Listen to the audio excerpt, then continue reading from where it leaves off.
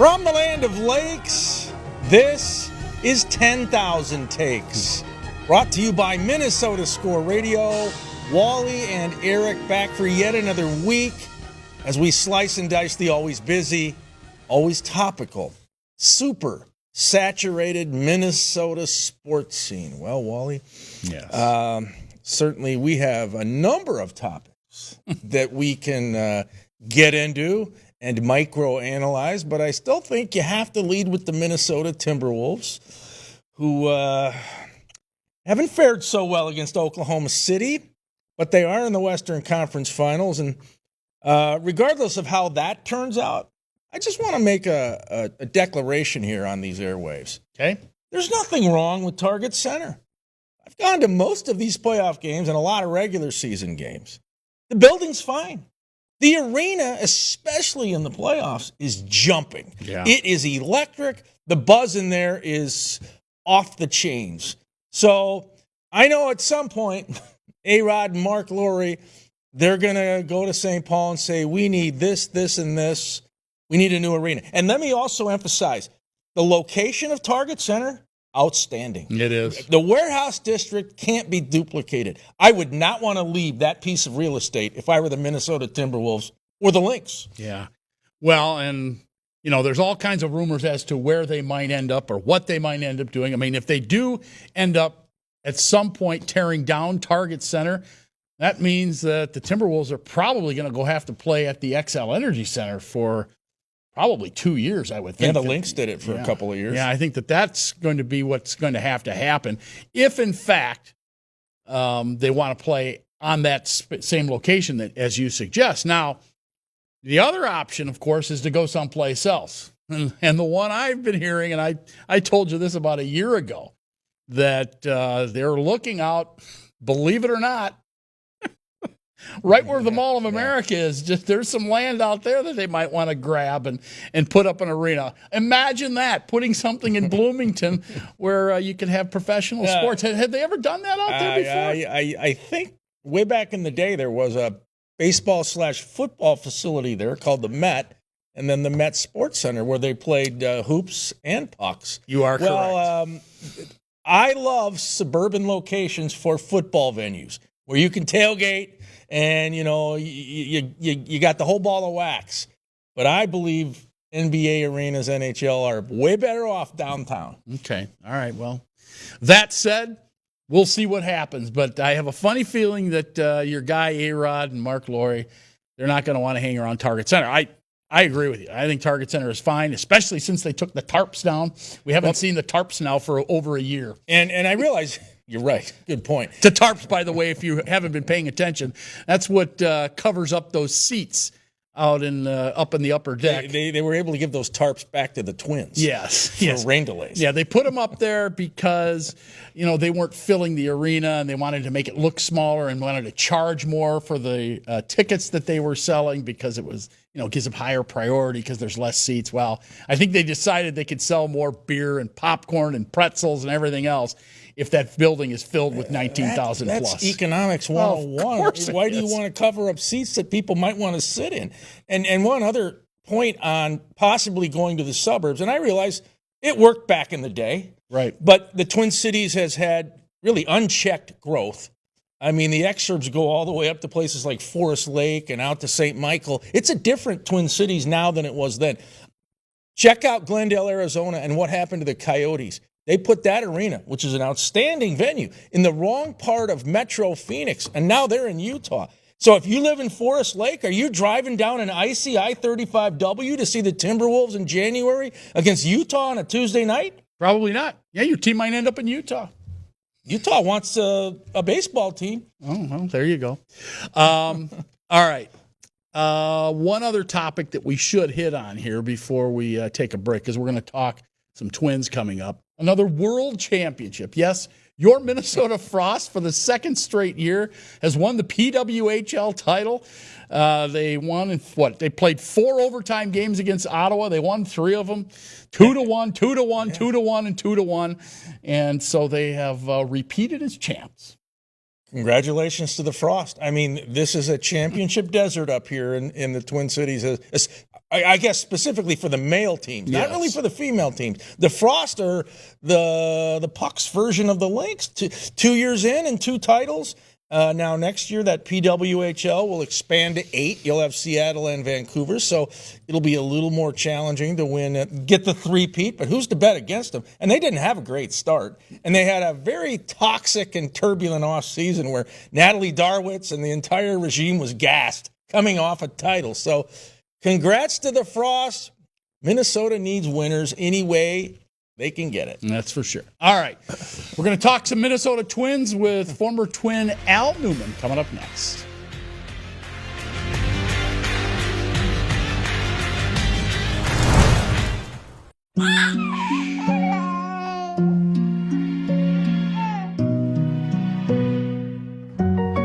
Seeing clearly matters. Being seen matters more. Nobody cares for eyes more than Pearl. In Lakeville, Minnesota, dozens of meeting venues are ready to host your next corporate event, banquet, and holiday party. Lakeville has unique conference facilities, a variety of hotels, an abundance of team-building options, and dining that are sure to impress. For suggestions that suit your needs, please call the Lakeville Convention and Visitors Bureau at 952-469-2020 or go to visitlakeville.org. Lakeville, we mean business. When you see somebody who's a great skater, you can see in their individual rhythm. My name is Christian Grunna. I am owner, head coach, operator, main instructor for Grunna Power Skating. We had a history of not just speed skating, but auto racing in our family, so we're always interested in being fast. I want every player that comes my way to develop their skills, but also grow confidence in themselves as a human being.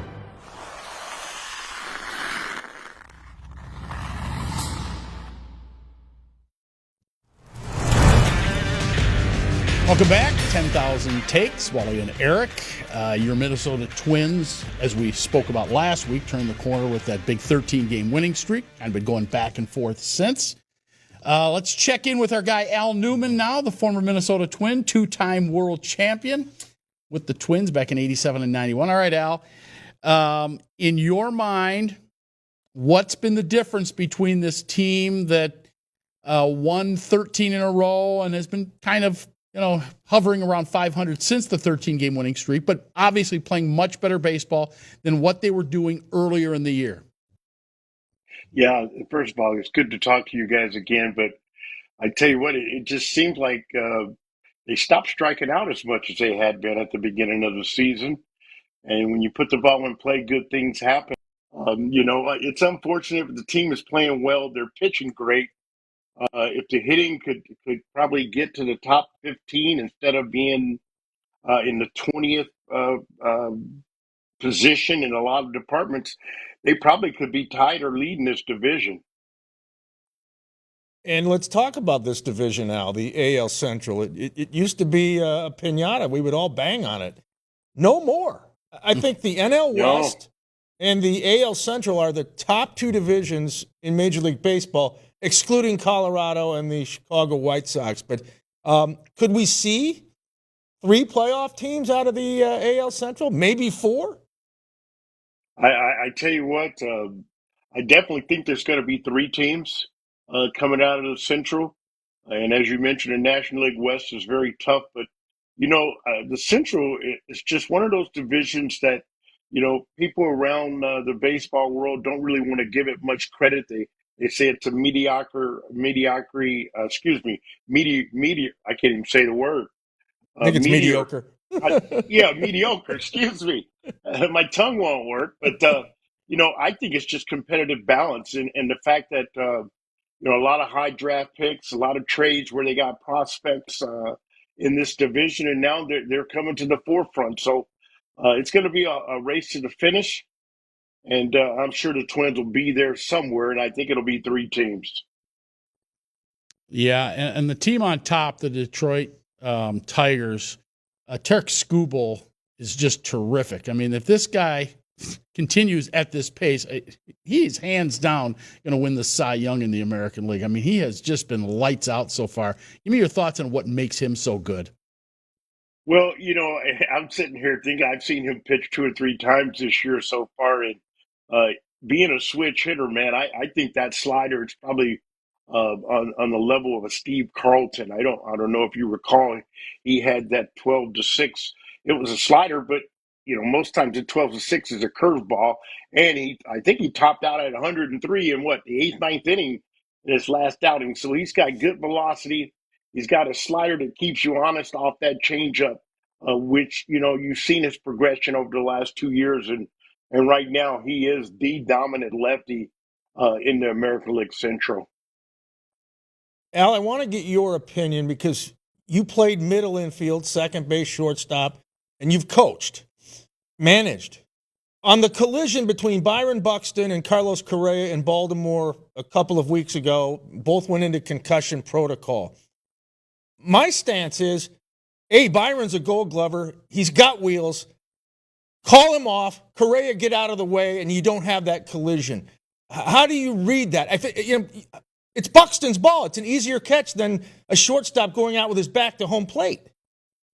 Well, that's what I thought watching it live. And then they showed a close up and you could see where Carlos called the baseball. But, I was always taught you run out there and unless you're settled directly on it, you don't call it. The outfielder makes the call and you go low. You don't stand up. You go down low to get out of the way. So Buxton's got to come get that ball. But Correa should not have made the call. I got it. And Buxton didn't hear it. And obviously, when they collided, I knew right then and there that Buxton definitely was going to be out. And I didn't know if Correa was going to go out, but he did too. Yeah, I think we always said the infielder goes for the ball until he is called off. I believe that was the old adage. Yes, sir. Speaking of Carlos Correa, a couple of home runs when he came off of the concussion protocol list. He was out for a week, but he's starting to put the ball in play more and hitting a couple of home runs, hitting with some power. What do you think that means for this lineup? Because they really, they'll hit a few home runs here and there, but this isn't the Bomba squad from 2019, not even close. They're not the power team that they used to be. But how important do you think it is for him to get going in that respect? Oh, most definitely.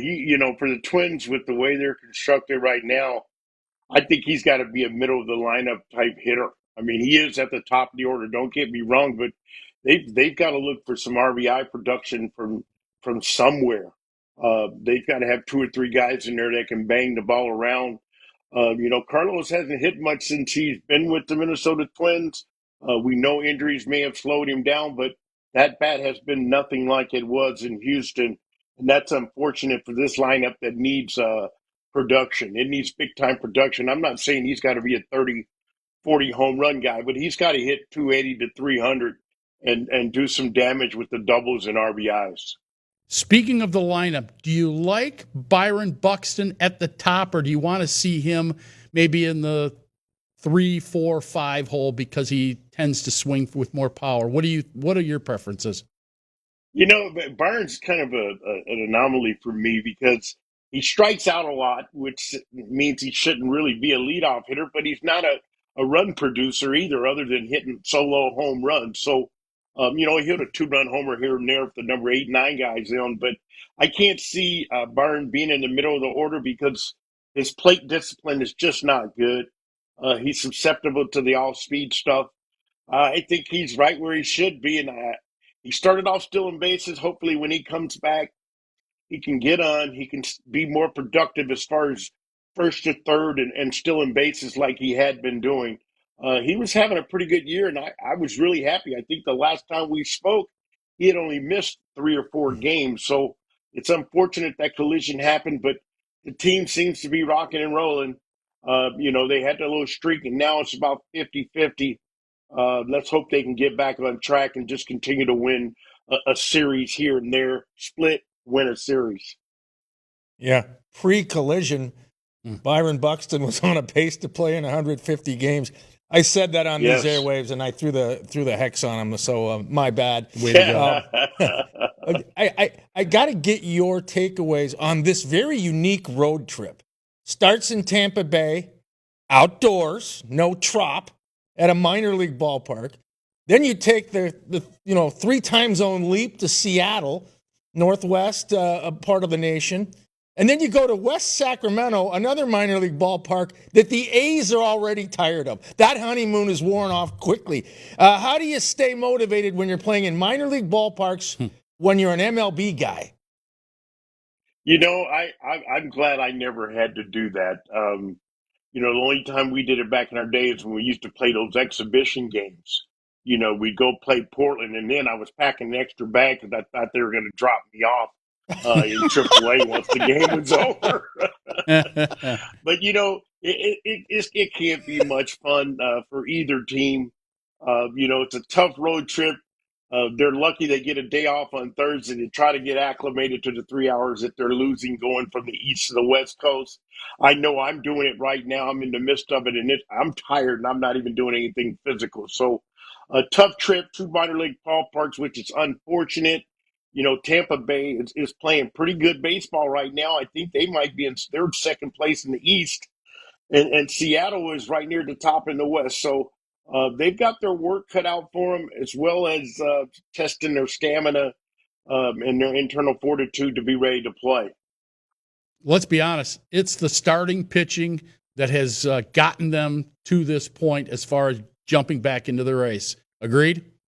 Well, most definitely. They're in the top 10 in quite a few of the essential categories, the whip and batting average against the team ERA.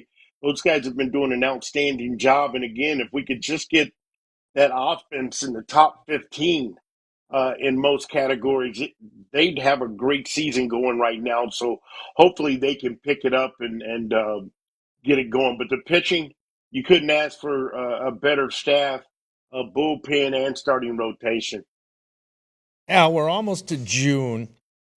If the Minnesota Twins, they're kind of in no man's land, we think they're on the blocks, ready to be sold. The rumor is the price what they want is too high, but whatever. Any chance in late July they would add that bat that you are saying they need to really push it over the next level and maybe make a real run? Well, if they keep finding guys like Clemens, they think they found the diamond in the rough.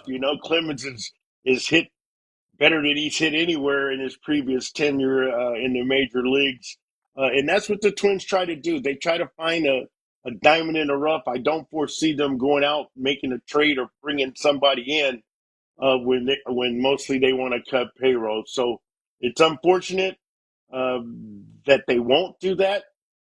Because for years the division didn't say you had to do or make that kind of move, and now with Cleveland and the Royals and Detroit being competitive as they are, they do need to make that move, but I don't believe they will. Yeah, the market dictates it. Yeah, it really does.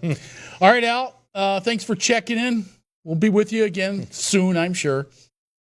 Okay, love you guys. Take care. See you, Al. All right. Is Al Newman, 2-time world champion with the Minnesota Twins back in 87 and 91. We'll be back with more here on 10,000 Takes after this timeout. Stay with us.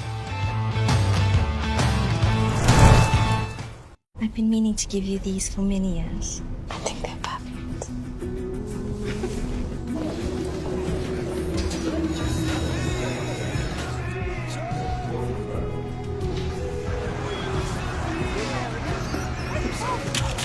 Maya?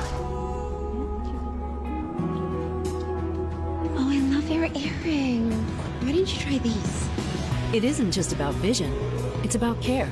Nobody cares for eyes more than Pearl. When you see somebody who's a great skater, you can see in their individual rhythm. My name is Christian Grunna. I am owner, head coach, operator, main instructor for Grunna Power Skating. We had a history of not just speed skating, but auto racing in our family, so we're always interested in being fast. I want every player that comes my way to develop their skills, but also grow confidence in themselves as a human being.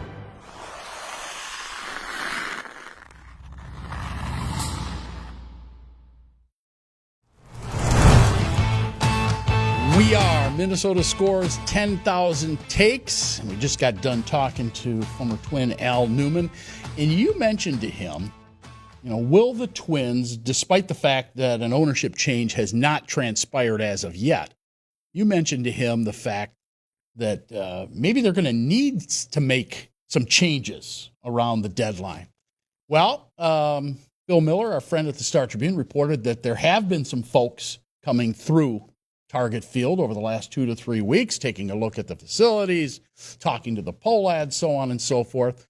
So if, in fact, there is a sale, and let's not forget that the Pohlads bought this. Carl Pohlad bought this team for $44 million back in 1984. And a guy by the name of Donald Trump had a bid of $50 million, which the owners turned down back then. So you end up with the Pohlads, who now are selling after 40-plus years. But if you got a new ownership group in there, what do you want them to do? Obviously, you want them to spend some money, but what would you look for in a new ownership group? Well, I think first and foremost, if I were a billionaire and wanted to have a Major League Baseball team as my toy, yes, I would think the Twins are very attractive. To me, they're a sleeping giant. You don't have to worry about the ballpark. This isn't the West Sacramento A's or the Tampa Bay Rays. Yes. Your ballpark's fine. It's top 10 minimum, top 5 in some opinions. It's great. Target Field's wonderful. Yes. Facilities at Fort Myers, spring training, you're entrenched down there. So I don't think you have any worries about infrastructure. Exactly, infrastructure. Right. You've got to keep it up. You've got to invest. But they're fine in that regard. The fan base, look.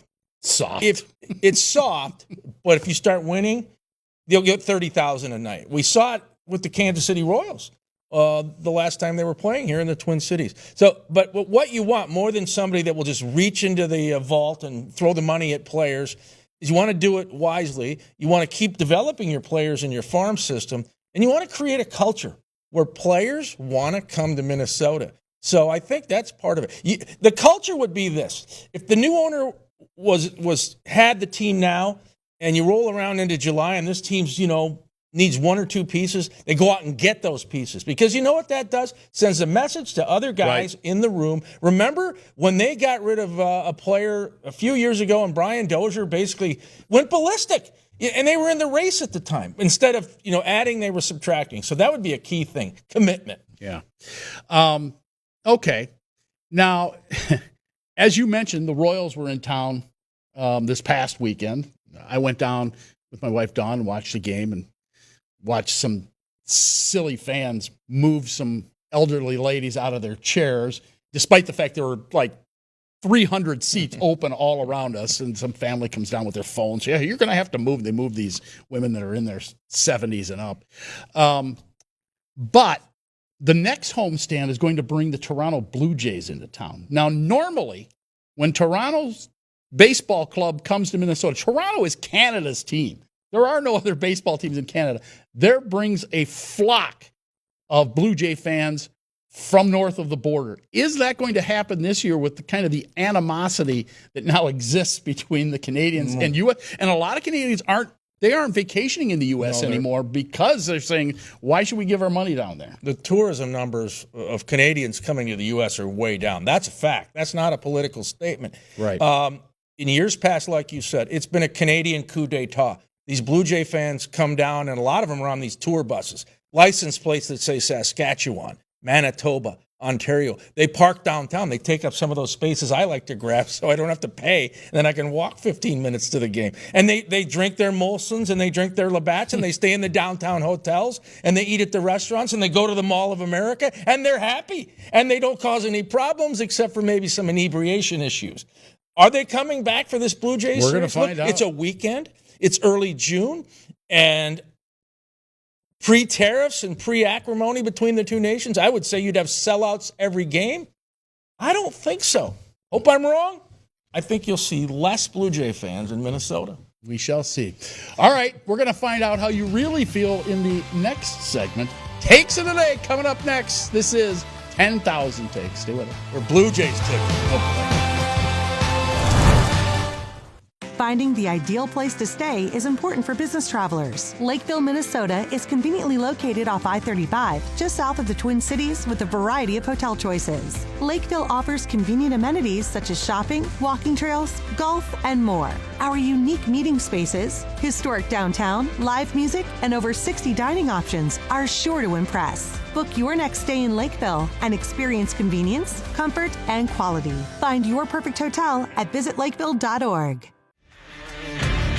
Wally and Eric from 10,000 Takes here in the land of lakes. And if you want sports of all sorts, check us out. We cover all the bases, all the teams in the great state of Minnesota. Vikings, Twins, Wild, Gophers, Timberwolves, Loons, you name it, we do it. Late night Saturday night on Fox 9 Plus and on the Fox local app.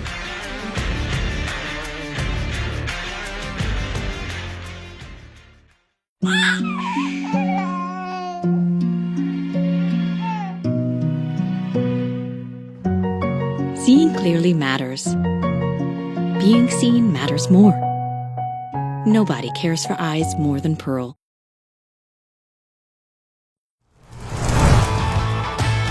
"10K Takes" on television, where the fun and games never stop. As we wrap up yet another episode, big shout out to the viewers in the Twin Ports and the Twin Cities up and down that busy I-35 corridor. And every week they wonder, are you going to be in a good mood? And the odds this week still suggest that probably you won't be. Wow. Okay, well, let's see what happens here. Does the name Melissa Caruso mean anything to you? She, of course, is the general manager of your Minnesota Frost, who just won their second consecutive PWHL, that's Professional Women's Hockey League title. Congratulations to the Frost. But my question is she in trouble? Who's to blame for this championship? Remember, 1 year ago, Natalie Darwitz was the general manager of the Frost, and out she went shortly thereafter. Get rid of that GM. Well, this year it's Melissa Caruso. Who's to blame? Is she to blame? Is she going to be the one that you point the finger at that they won another championship? If that's the case, who's on deck next year? So I would say you might be worried about different coaches around the town, whether it's, KOC. Is he going to finally come through and win a playoff game? Or is Chris Finch someday going to get them the NBA title? You go on and on and on about this list. But Melissa Caruso is now on the hot seat. Yeah, well, we saw what happened last offseason. Yes. It wasn't good. Let's check the mood meter.